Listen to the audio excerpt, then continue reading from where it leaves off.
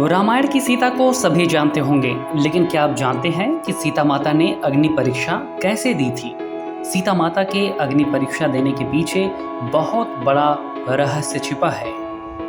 कथाओं के अनुसार असली माता सीता को कोई अग्नि परीक्षा नहीं देनी पड़ी थी और ना ही उन्हें वनवास जाना पड़ा था। भगवान राम भी माता सीता के इन दोनों रूपों के बारे में जानते थे, क्योंकि ये उन्हीं के द्वारा रचित थे। माता सीता अग्निदेव की पूजा करती थी और त्रेता युग में ये धारणा थी कि अगर कोई व्यक्ति सच्चा है तो उसे अग्नि कोई नुकसान नहीं पहुंचा सकती है। इसी वजह से असली माता सीता अग्निदेव की शरण में सुरक्षित हो गई थी और सीता अपहरण से लेकर अग्नि परीक्षा तक के समय में माया की ही सीता थी।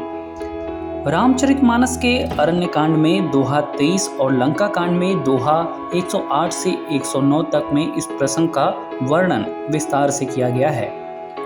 पद्म पुराण के मुताबिक रामायण में एक नहीं बल्कि दो सीता थी, पहली असली और दूसरी माया वाली सीता।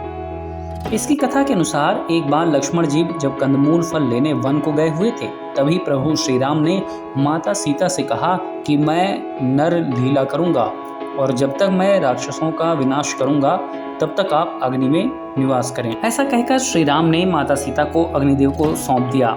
इसके बाद असली सीता जी की जगह माया की सीता प्रकट हुई। जब सीता जी का अपहरण हुआ तब वो माया की ही सीता थी। जब युद्ध समाप्त हो गया और राक्षसों का विनाश हो गया तब भगवान श्री राम ने माता सीता को अग्नि परीक्षा के लिए कहा और माया की सीता अग्निकुंड में समा गई। माया की सीता के अग्नि में समाते ही असली माता सीता अग्नि से बाहर आ गईं और इस पूरी अग्नि परीक्षा का सिर्फ एक यही कारण था। श्री राम ने लक्ष्मण को माता सीता की अग्नि परीक्षा लेने का गूढ़ रहस्य बताया कि रावण के द्वारा सीता हरण करने और स्वर्णमृग के आने से पूर्व ही श्री राम को भविष्य में घटित होने वाले संपूर्ण घटनाक्रम का पता चल गया था।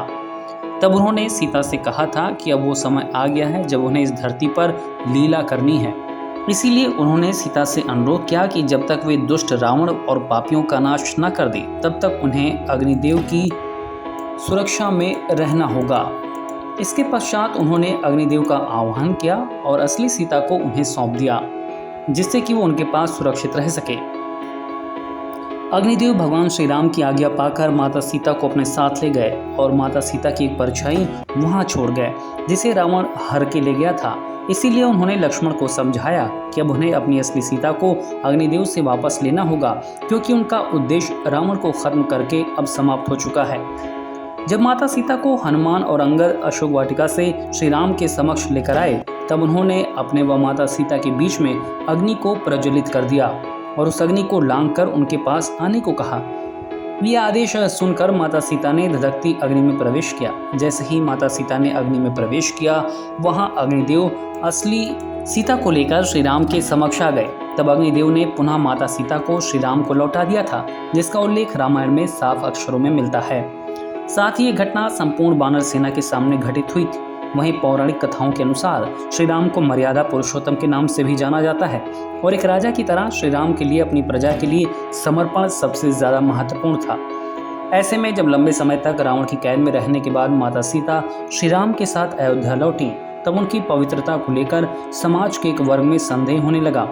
इस पर एक वृद्धा ने उन पर कटाक्ष करते हुए ये भी कहा था कि भला कैसे मर्यादा पुरुषोत्तम है जो ऐसी माता सीता को अयोध्या वापस लेकर आए जो रावण के पास थी और उनकी पवित्रता का कोई प्रमाण ही नहीं है। जब श्री राम को बात पता चली तो उन्होंने प्रजा के कल्याण के लिए माता सीता को अग्नि परीक्षा देकर अपनी पवित्रता को सिद्ध करने के लिए कहा। तब प्रभु श्री राम की बात सुनकर माता सीता अग्नि में समा गई थी।